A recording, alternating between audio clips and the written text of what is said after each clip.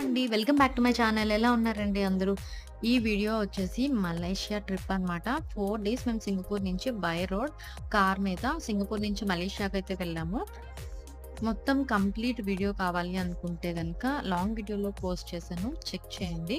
మలేషియాలోని Malacca, KL, బతు కేవ్స్‌ని అయితే మేము విజిట్ చేయడం జరిగింది. దానికి సంబంధించిన కంప్లీట్ వీడియోస్ అన్నీ కూడా నేను అప్‌లోడ్ చేశాను. నచ్చితే తప్పకుండా వెళ్లి చెక్ చేయండి. Thanks for watching.